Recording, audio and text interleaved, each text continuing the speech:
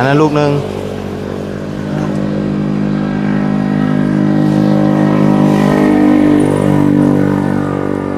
วัดเป็นลูกติงกันพี่น้อง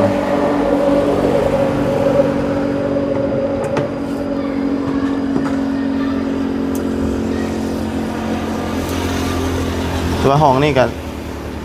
ทำกันที่เนาะห้องเนาะทำกันเนาะวัดตัวนี้ก็หูละบันไดนี่ก็7ลูกเห็นป่ะนับดูจะดิ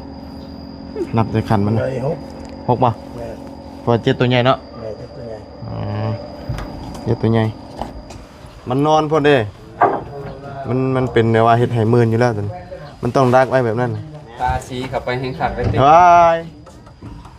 เดี๋ยวต้องทาสีทั่วพอได้นี่นะเพื่อกันมอด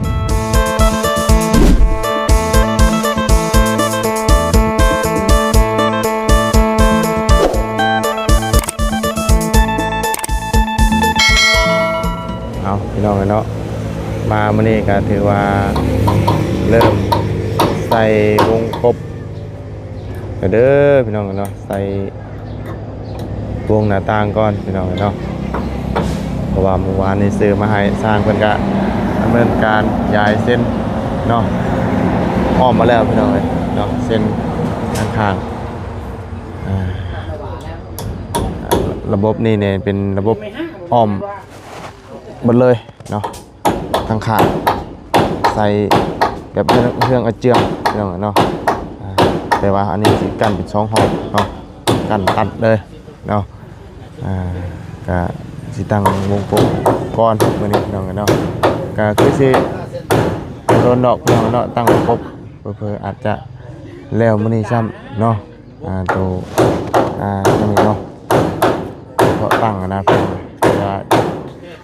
ยายเส้นอาจจะบ่แล้วเนาะอาจจะตั้งแล้วบ่แล้วจังได๋พี่น้องเนาะเอาสบายดีเด้อเนาะสบายดีเด้อสวัสดีพี่น้องกันเด้อทุกคนเนาะเอาจังไดการติดตามรับชมไปนํกันเนาะเป็นจังไดเนาะลูกติงนี่ต้องใส่จักมัดเนาะเป็นทางไหนชื่อพี่น้องเนาะยังคันได้ถาม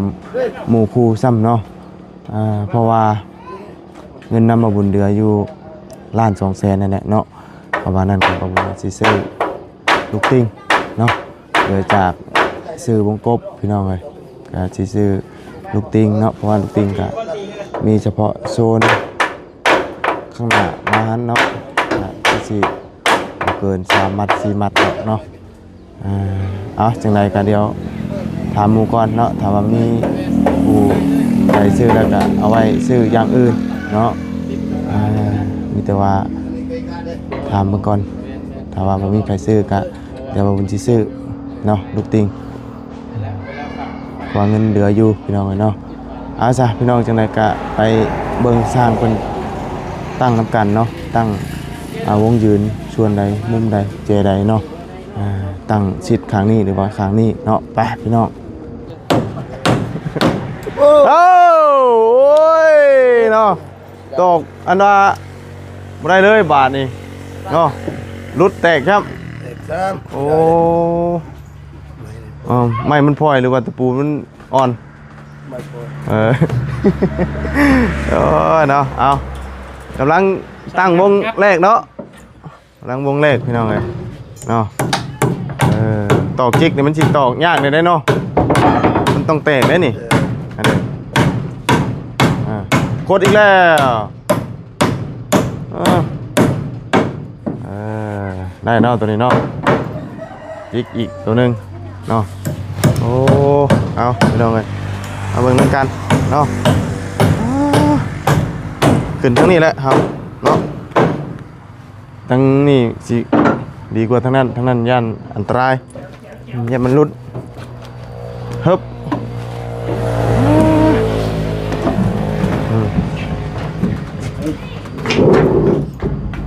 ตั้งตัวนี้ก่อนเนาะ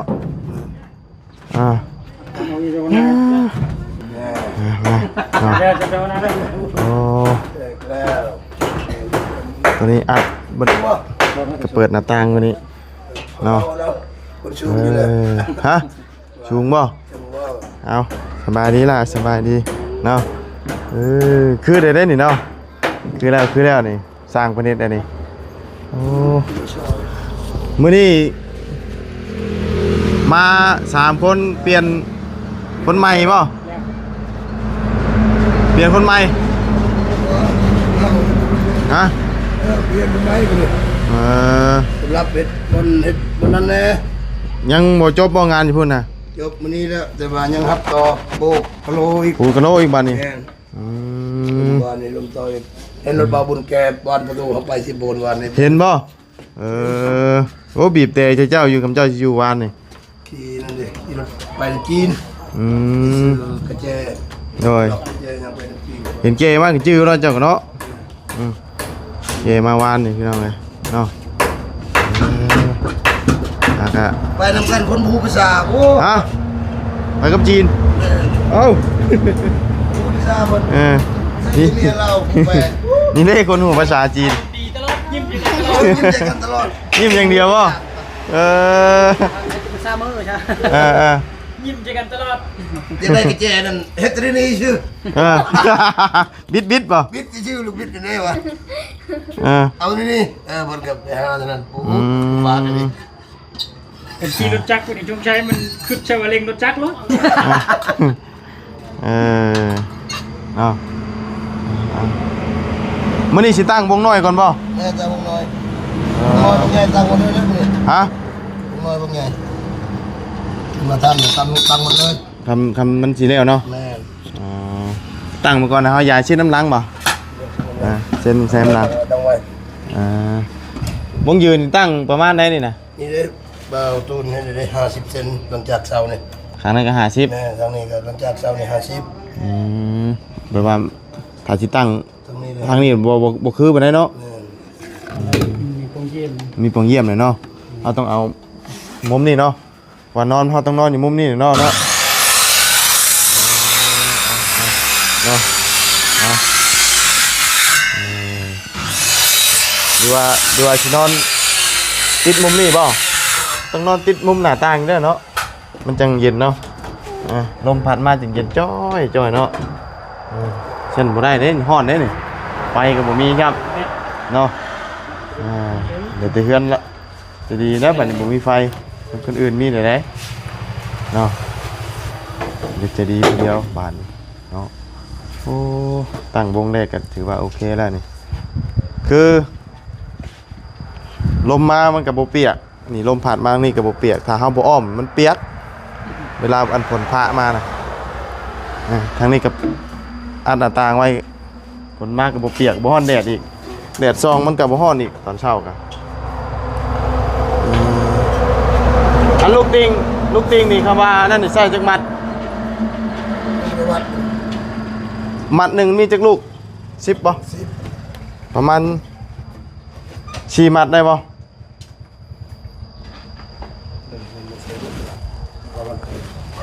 เอาเฮ็ดไปก่อนเนาะแต่บ่ฮู้ว่าไผสิซื้อนะคำว่ายังบ่มีไผซื้อก็ถ้าว่าอันนั้นไปเชฟโปนสิซื้อมาเนาะซื้อลูกติงมาเพราะว่าลูกติงนี่ใส่เฉพาะนี่มานี่ซื้อตัวใหญ่อันหนึงนะว่า แม่นึง เมโปวันเนาะเมโปวันอันหนึงใหญ่มานี้ประมาณ1 2 3 4 5 6 7เป็นแพ็กกันก่อน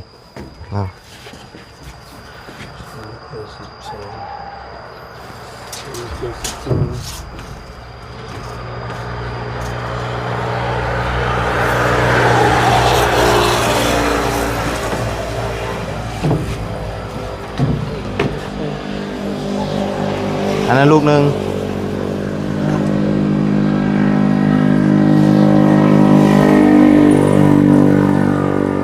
วัดเป็นลูกติงกันพี่น้อง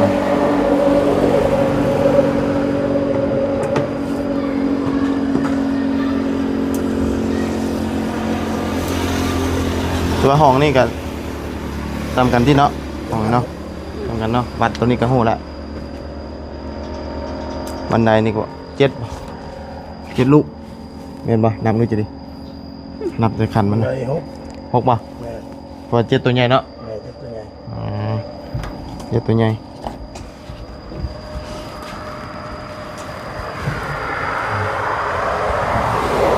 เพราะว่า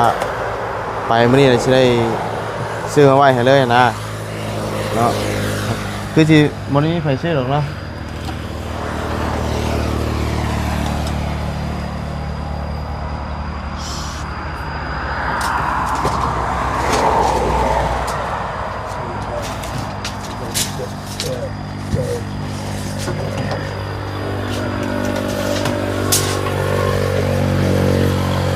เช้า สาว สองมันนี่ อยู่นี่2 มัด 2 มัดนี่บ่อยู่นั่น2 มัด ตัวน้อยนี่ เล่นไงยังไงกัน ตัวน้อยนํ พอดีกับกระไดเลย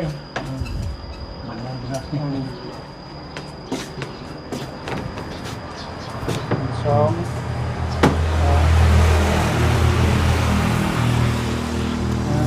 ใช้ประมาณจักมัด เจ็ดถึงวันนี้ก็เจ็ดแมนโบนัส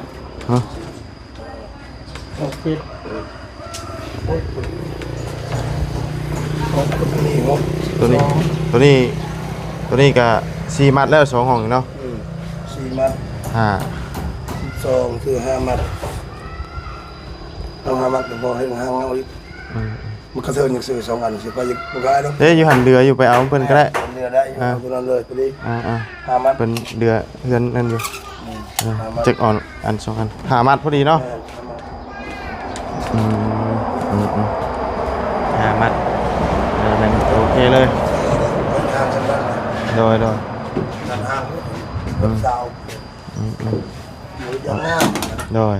5 มัดพี่น้องเอ้ยเนาะหรือว่า5 มัดนี่เฉพาะลิสติ้ง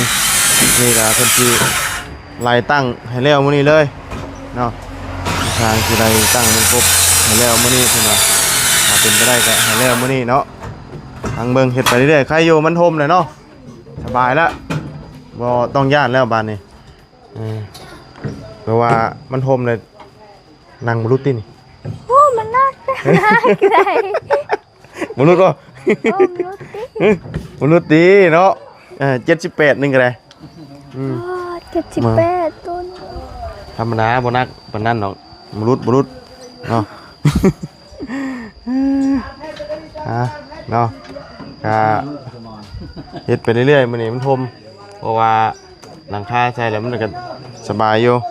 ตอนมีหลังคาเมื่อยเนาะเฮ็ดหยังก็ฮ้อนอันนี้แค่แน่มันมืดครึ้มๆมาก็คือว่าเย็นๆแน่ ปีกห้องสปีก หมวกกบตั้งอยู่เหลี่ยมนี้ตัวนี้ก็เหลี่ยมนี้เวลาเฮานอนเฮาก็นอนอยู่มุมนี้เนาะนอนอยู่มุมนี้ทางนี้ก็นอนอยู่มุมนี้เนาะเพราะว่าหลีกประตูเด้ถ้านอนอยู่ตรงประตูมันจะบ่คักปานใดเนาะมันคุ้นถึงละมุมนอนเนาะทางนี้เป็นมุมยางออกไล่ตั้งมานี่อ้อมเลยเนาะหลังจากแล้วทีนี้ก็เป็นหาไม้เชล่าเป็นจบสิ้นพี่น้องเลยเนาะเรือโบราณประมาณ หาเห็ดทุกมื้อก็ประมาณหามื้อเนาะแล้วเนาะหามื้อปิดจอบเนาะคาดเดาไว้สิเราหามื้อปิดจอบเราเผื่อเราไว้เลยบางเชือกอาจจะเกินนะ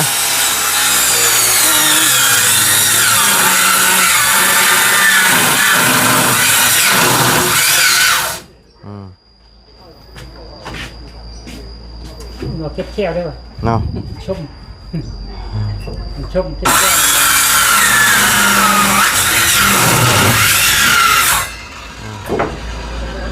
เช็ดบาดที่ เนาะใส่ตีนเหยียบร่นเนาะ โอ้นักเลงอย่างนี้นี่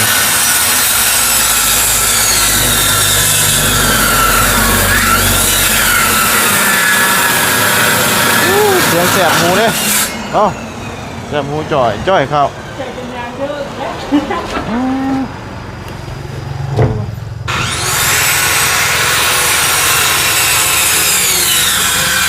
เอาสาวพี่น้องแบบนี้แต่ว่า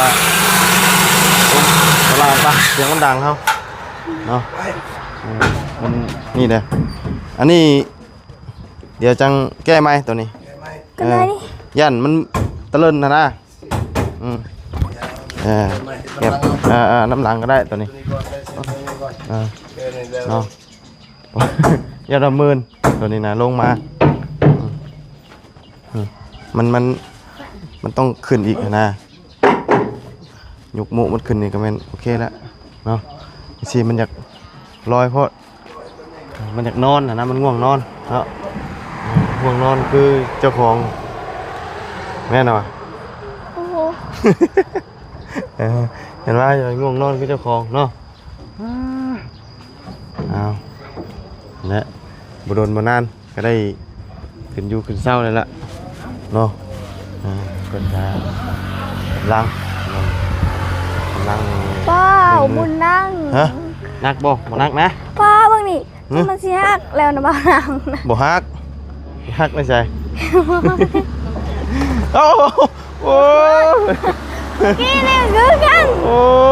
ยเนาะน่ะอยู่ก็ยังเช่นี่ตายแล้ว เป็นอันนั้นคุมแท้ เมื่อกี้ ลมคุมบ่ยืนอยู่ยังเช่เนาะ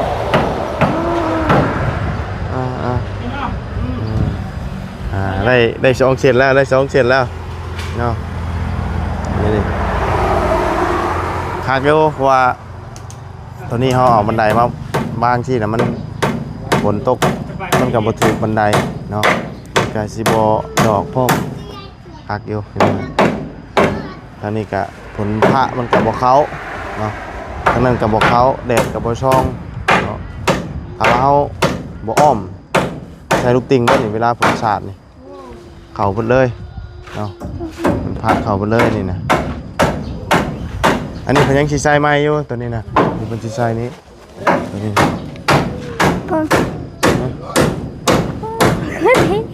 ฮะนี่ มันได้ เห็นบ่ พ่อมันอย่างห่างกันหลายเมตร พอดีได้นี่พอดีลื่นหน่อยนึงเนาะสบายสำหรับเจ้าย่างเนาะได้อยู่เมย์เจ้าตำอยู่บ่ตำอยู่บ่คือนะตำอยู่บ่นี่ฮะยืนดูโอ้ พ่อทำไมเขาไม่ มาถึงเจ้าชูงก็หน่อยนึงลื่นแม่นะเนาะให้เรามีแต่คนเตี้ยบ่ตำเนาะเนาะแม่งคนเตี้ยนะ จังหน่อยเทพื้นขึ้นอีกกันยังจิกกระนาขึ้นมาอีกอยู่หน่อยนึงเป็นสิเท ประมาณนี้แหละเทพื้นน่ะเป็นเทขึ้นแท้เททับตีนมันเนี่ยมันจะสูงขึ้นอีกเนาะ ไม่เห็ดเตียง เพิ่นแล้วนี่เพิ่นก็สิเทพื้นนี่แหละเทแล้วก็สบายเลยบ่ต้องกวาดบัดนี้ตรุมตารางนี่ต้องกวาดอาจารย์โอ้บอกเราแล้วเดี๋ยวเราแก้ให้เปลี่ยนมุกไหม แม่นแล้วมันมุกตัวนี้มันเตี้ยเพราะต้องขึ้นมาประมาณสำนี้สมมุติว่าขึ้นมาให้มันแหวกวางตรงๆเนาะ แม่นให้มันตรงเลย แต่ว่าเสียงว่า นี่มันนอนเรา มันนอนลงหลุมเพราะ ชุ่มช่ำคือใจดีนี่ยัน เฮียได้ว่าเวลาผ้าวแหละยันมันลื่น แก้วไอ้เหี้ย เกี่ยวเฮียด้วย เปลี่ยนมุมมันใหม่ก็ได้แล้ว แต่ว่าไอ้แก้วไอ้เหี้ย มันนี่คือแม่เรากำลังอุ้มน้องอยู่เล่นมาแต่อาบน้ำมา ฝนตกเลยนี่ โอ้ควันเลย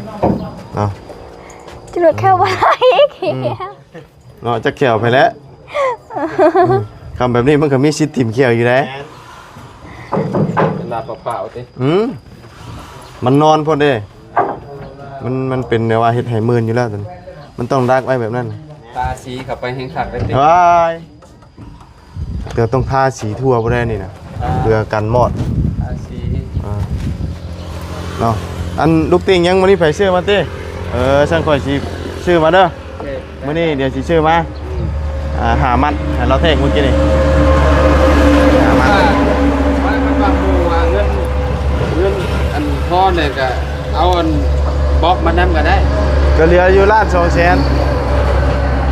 พ่อแล้วก็สิซื้อมาก็ได้ผมบล็อกจะใช้เท่าไหร่30ก้อนสร้างแรกใช้เท่าใดบล็อกก่อน บอกว่า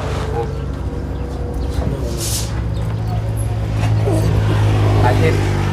30ก้อน ประมาณ50ก้อนดิ50 30แล้วว่าฮะ สองขันเด้30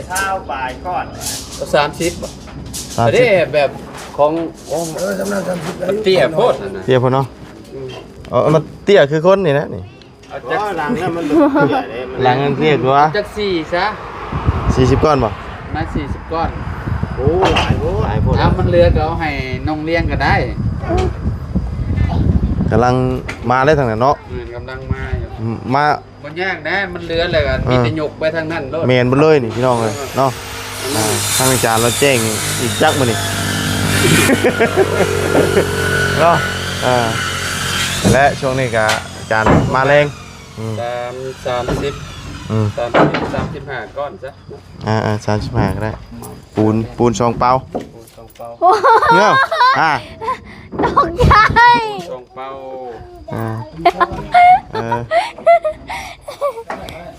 ทรายมีแล้วเนาะ สร้างแล้วนี่มันก็สิลงมือเทตัวนี้ให้เราแล้ว คุยกันแล้วบ่เรื่องราคา มือละ8ล้าน โอ้ขอเป็นลูกมือแล้วได้บ่ เวทตี้เป็นลงมือครับ เป็นลูกมือสร้างแหล่ได้บ่นี่พอได้เงินเติมน้ำมูกน้ำมันเลย8 ล้านเนาะ กัดเปื้อนเลยนะว่าไงบ้านเลยกับที่อยู่ก่อนจะดี เนาะ การนอน นอนกิ่งเกือกก็แล้วเนาะ มีเกือบไปรถ ที ให้ย่ำไรกันสักแงกกิ่งเกือกแถวนี้ เนาะสบายแล้วตกมากอะมันก็สิบ่ได้เป็นขี้ตมเนาะถือว่าโอเคอยู่เอาเรียเช้าไห้แล้วเรียกินนี่ไห้เนาะโอ้ยางรอดย่ำไหนก็ต้องก้มอยู่นะสำหรับเฮายางนี่เนาะสำหรับสองแม่ลูกนี่บ่เป็นหยังเนาะยางได้สบายเนาะเล่นก็ได้แต่เฮานี่บ่ได้เนาะ เขามันเตียดิ ยางติดไปเลยนี่ติดไปเลยนี่พอดีหัวแตกดีหัวแตกเนาะ บอกว่านี่มันเตีย ทางนี้เลย บางทีมัน ทางนี้มันสิเตี้ยกว่า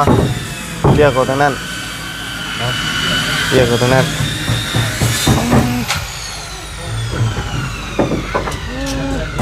เอามาพี่มามาจางมัน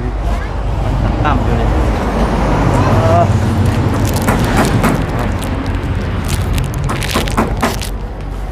โอ้เป็นกะเกียมเอามาเตรียมเทได้เนาะ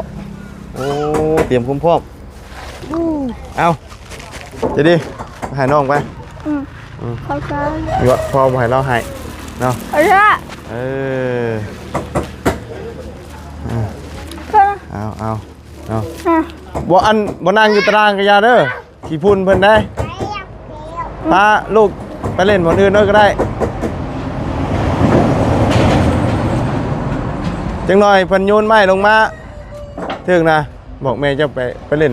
อื่นก็ได้ ลูกกินยาเกลือ บ่นั่งอยู่ก็ได้ตารางยันไม้เพิ่นตกมาใส่อันบักทำน้อยเนาะไปนั่งบนอื่นก็ได้เพราะว่ายันไม้ยังหล่นลงมาเนาะกี่พุ่นกี่ยังอันนั้นเนาะเพิ่นกำลังเฮ็ดอยู่ยันไม้ตอกออกตาตกลงมาใส่ เนาะเราก็ได้เนาะกำลังอันนี้จะดูเรื่องมีการเนาะโอ้ตามไปสัตว์พี่น้องเลยเนาะนี่แต่ว่าอย่างไรกันเดียวเบิ่งลูกติงก่อนเนาะมื้อนี้แต่ว่าบ่ทันเห็นดอกซื้อมาไว้ให้เพิ่นเนาะเอาพาไปทานมันได้กันเนาะกินข้าวอิ่มเรียบร้อยกินยังก็ อาหาร อาหารยัง กระดูกหมู ไปเฮ็ด แม่ แซ่บบ่ แซ่บ มั่นใจ